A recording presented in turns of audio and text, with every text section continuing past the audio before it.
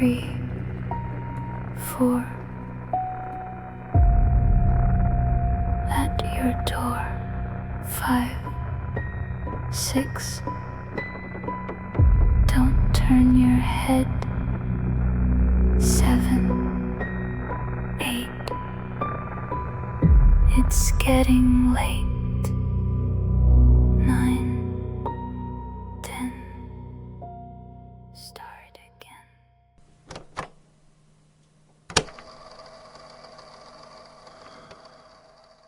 The elevator shook.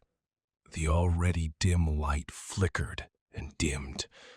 Something screeched, and the elevator stopped.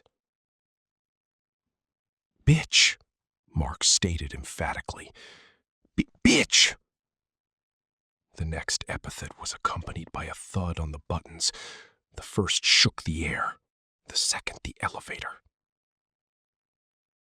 Kirill gritted the third word, gradually coming to terms with the situation. The elevator in their high-rise building on the outskirts of town was old, rattling, constantly late opening its doors, and periodically smelled of something, whether old plastic or dead rats. But in Kirill's memory, which was the last 5 years, it had never gotten stuck. But yeah, sometimes you have to start somewhere.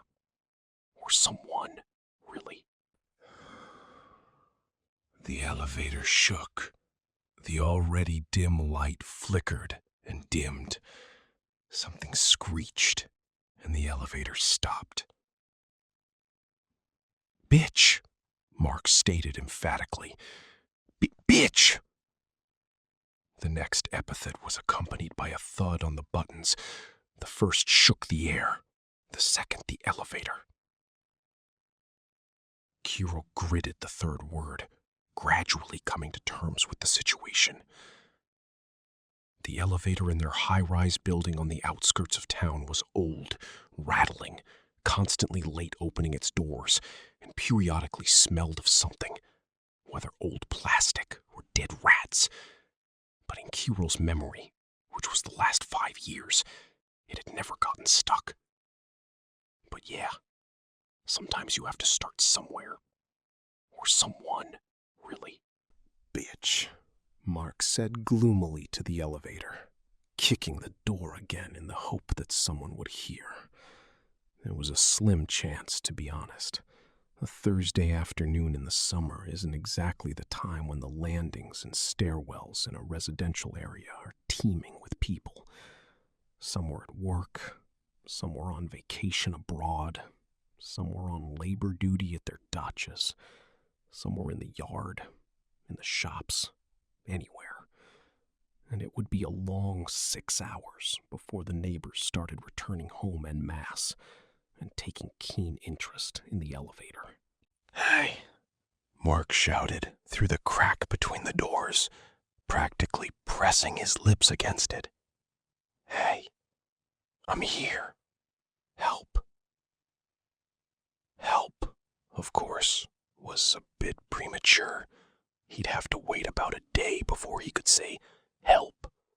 But nothing more meaningful came to mind. But no matter, judging by the silence outside, only a faint echo rumbled somewhere down in the shaft. No one could hear it. Mark turned gloomily to the control panel.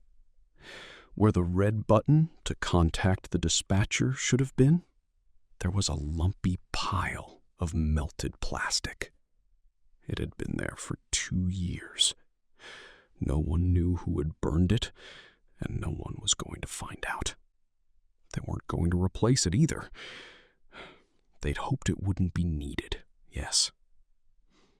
Just in case, Mark poked at the lump of plastic. Of course, it was no use. Luckily, he didn't suffer from claustrophobia, so the prospect of sitting in an elevator for a couple of hours merely didn't appeal to him. Besides, Mark eyed the floor critically. It was dry outside today, so if the wait was prolonged, he wouldn't mind sitting down. And not just sitting down, but also stretching his legs and even lying down. The elevator was combined with the freight elevator, allowing for a certain amount of freedom. There was nothing in his pockets except his keys and a flash drive. He'd even left his phone at home.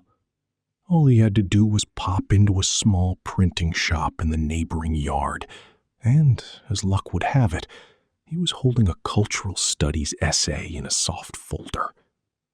He couldn't even open the doors or knock on the walls properly, Mark kicked the doors again, more for show than anything else, and slowly began to attain a sense of everyday zen. He had no other choice. The Egyptian religion, Mark muttered darkly under his breath an hour and a half later, settling as comfortably as he could in the corner of the cabin, studying his paper, is a textbook example of a complex of beliefs characteristic of an agrarian civilization. There was a gentle scratching at the door, which ancient Egypt was. Mark raised his head, listening. There was another scraping sound on the plastic. Whatever those doors are made of. Something. Praise be to all the Egyptian gods. Electrician. "Hey!" Mark shouted, jumping to his feet and rushing to the door. "I'm here! Come on, I'm here!" There was no answer. The grinding stopped. "Hey!" Mark yelled, chagrined to realize he'd been mistaken. "Hey! I'm here! I'm stuck! Call someone!" Silence. Not a wheeze, not a grunt, not a breath, not a single sound that even silent people make. One might have thought there was no one outside. But the grinding, which resumed a minute later, suggested otherwise. "Hey, I'm here!" Mark shouted again, trying to help pry the doors open. The tight springs wouldn't budge, and he wasn't particularly athletic himself. So for a couple of minutes, he just huffed and puffed, clumsily clinging to the rubber-covered edges and peering into the gap between the doors, hoping he could widen it by at least a few centimeters. And then, from below, at ankle level, a hand poked through. Or rather, just the fingers for now. But the sight of them was enough to make Mark squeal in a completely feminine way, slam his boot into them with all his might, and then jump back to the far corner of the elevator, sending the car reeling. The fingers were dissatisfied. Mark could see they were dissatisfied. They clenched, wiggled, bending in completely unexpected directions, and froze, spreading out, their phalanges moving back and forth as if their pads held eyes. There were 6 of them, slender, abnormally long. 5 phalanges were already visible, covered in pale skin, shiny as if with fat. They moved like the legs of an overfed albino spider, scooping up air, as if they possessed not only eyes, but nostrils as well. Mark must have kicked them hard with his boot, because the owner of the fingers, or the fingers themselves, were hesitant to move forward. Mark took a cautious step toward them, overcoming his revulsion. The house was silent. Silent as never before, as if it were completely, from the first floor to the top, absolutely empty. Fire, Mark realized. We're burning. Fire. Ah! Silence. No one. Mark slammed his fist into the wall, then ran up and kicked it with all his might. The elevator began to shake, and the cables creaked ominously. The boy, a barely perceptible movement behind him, made him look back and jump back, despite the cabin's next rocking motion. Still silent, the fingers began to push through the door again. Only this time they did it more slowly, but also more insistently. In any case, after a minute, a hand appeared. Or rather, what the creature behind the door considered a hand. Mark, swallowing convulsively and feeling his face go numb with terror, raised his leg again and kicked the hand. She took the blow and grabbed hold of his boot. Mark howled. It seemed to him that some inhuman force would crush his foot and break his bones. The hand yanked his leg toward itself, and Mark couldn't help himself, falling to the floor with all his might, howling again, this time from the pain of his completely dislocated tailbone and bruised back of his head. The hand yanked his leg again, twisting and turning his foot. Howling, Mark began kicking it with his other foot, missing every now and then, hitting first the elevator, then his own foot. The hand wouldn't let go. Then he braced himself against it with the welt of his boot and began scraping, pushing his fingers off. He didn't dare use his own hands. Something told him that if it grabbed hold of them, the battle would be lost instantly. Finally, the welt caught what would normally be a thumb. Mark tensed, stood at attention, and sharply twisted his trapped foot, pinning his hand to the door. He yanked his other foot as if squeezing his hand downward. Only as he flew toward the opposite wall did he realize he had finally managed to free himself. His hand, badly bruised, trampled, with skin scraped off, and with a cloudy liquid oozing from the wounds. A distinct smell of hydrogen sulfide permeated the cabin. Slowly wiggled its fingers, as if trying to discern their presence and number. Mark swung his arm and hit her with the report folder. Then again and again. Like a fly, like a filthy thing, a dung-filled thing, a vile thing, a stinking thing, a fly. With each blow, he spat these words into the air, as if trying to scare the hand. Something of it had an effect. At least it twitched a bit more, and then crawled back through the door.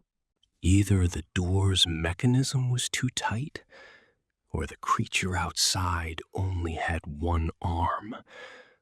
But now the same, now rather battered, limb was once again probing, examining, and sniffing the cabin. It was constantly nipping off pieces of the door's rubber lining, apparently to widen the opening. The gap was indeed widening, if only by a centimeter or two, but enough for a muscular, strong forearm to slip through. Mark, he couldn't feel his face. His legs existed only somewhere at knee level. At least, that's where some vein twitched. Everything else was gripped by a deathly, leaden numbness of terror. Only his brain worked, clearly, straightforwardly, without delving into details or being distracted by reflection. Mark twirled the bag and melancholically wondered what it was out there, beyond the door. It was absolutely certain that this wasn't human. If it had fewer than 5 fingers, it could have been written off as some alcoholic completely crazed by squirrels. But 6. About a year ago, at a residents' meeting, the issue of trash under the stairs, where the first floor merged smoothly into the basement, came up. Someone had started dragging nightstands, old chairs, sheets of plywood, rags, and bits of metal down there. Basically, things that belonged in the trash. At first, the more responsible residents tossed this junk where it belonged, but within a couple of days, the understairs was filled with trash again. Eventually, even the more responsible residents lost patience and gave up. So, couldn't it have been just junk? Had something been making its nest there, under the stairs? And now it had come out? Mark spat darkly through his teeth and checked the tip of the ball bag. The chances were slim, but at least they were there. He abruptly tossed the remaining sheets into the opposite corner. His hand twitched, spread, and tensed. Mark darted silently. "Bitch!" His voice broke into a falsetto, and simultaneously with this scream, a narrow bag pierced his palm, piercing it clean through. The smell of hydrogen sulfide grew even stronger. Mark screamed triumphantly. The internet stories about being able to kill with a piece of paper turned out to be true. His hand twitched and jerked back out, but the bag was too tight and stuck splayed in the door. "Ha!" Mark screamed inarticulately, overcome with the primal rapture of a successful hunter. "Ha! Bitch! Ha!" He turned and pounded his fists on the control panel. The hand twitched, wriggled, tried to push back, but the high-quality paper held firm. And judging by the way the hand was shaking, Mark had managed to hit some important tendons, or whatever they were.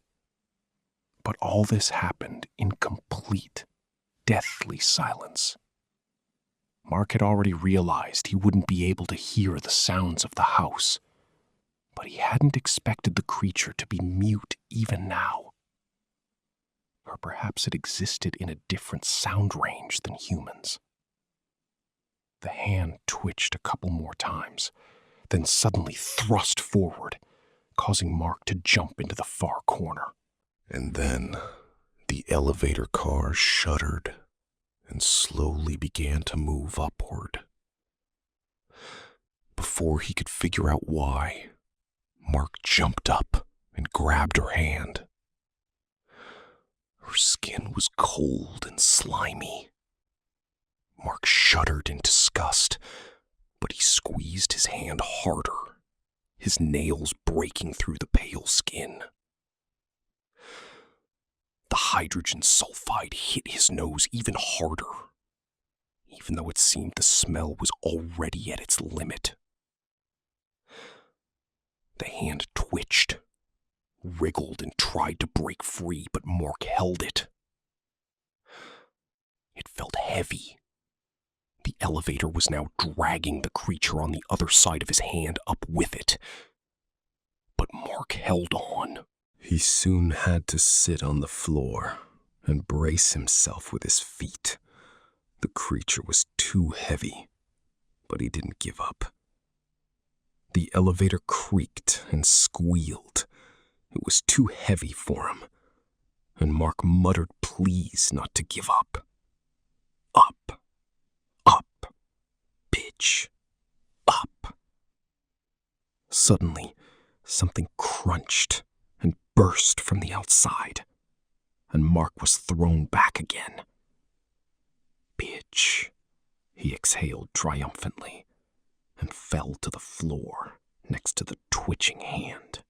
The stinking liquid had already stopped oozing from the severed stump and had gathered into a drying, jelly-like puddle.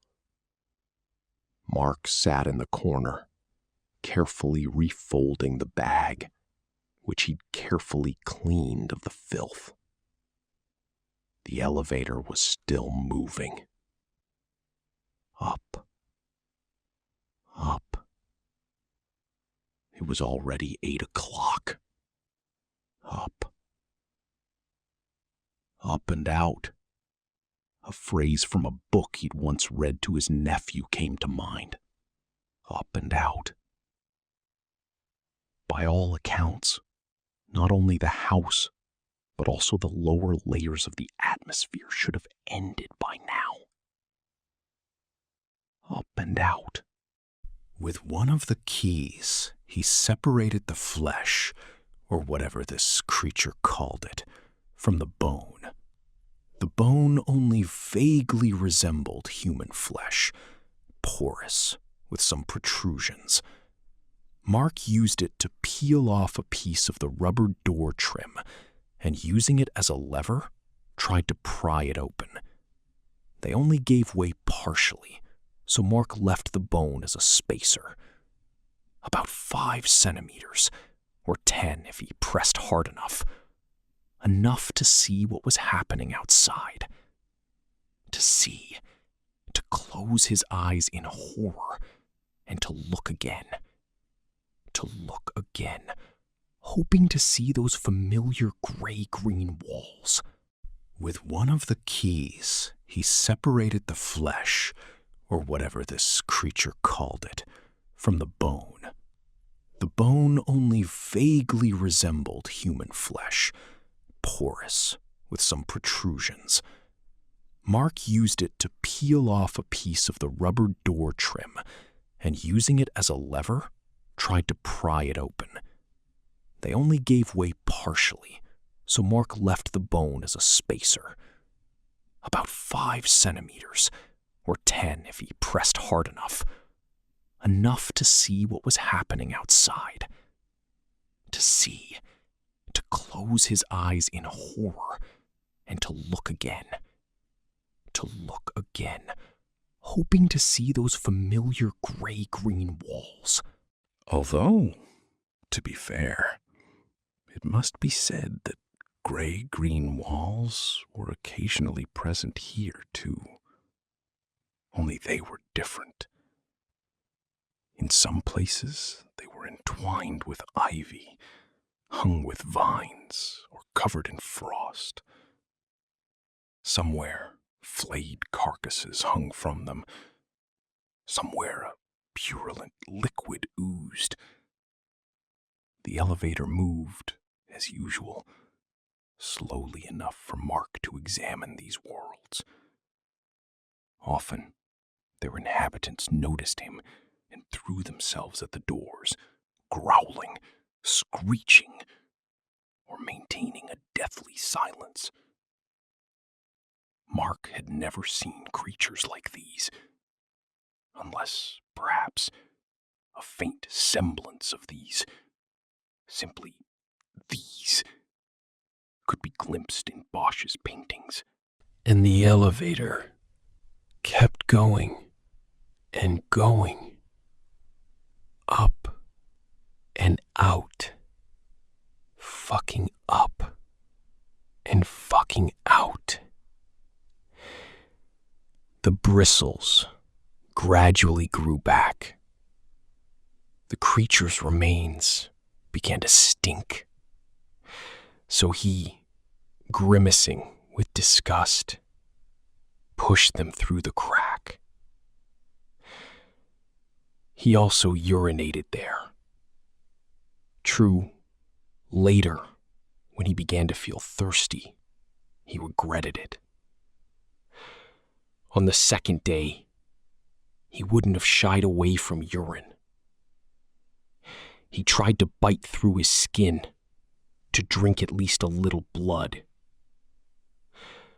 He made a hook from the folder's fastening and tied it to his shoelaces. An hour later, a strange creature, half leech, half fly, clung to the hook. He even thought it tried to talk to him, but he was too hungry. The creature tasted slimy, and he felt a slight rush, but his hunger subsided slightly. Life, it seemed, was getting better, and it existed upward and outward.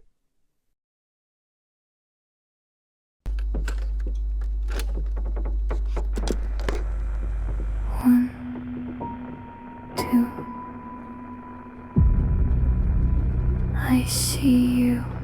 3, 4. At your door. 5, 6.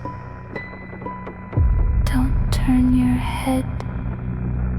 7, 8. It's getting late.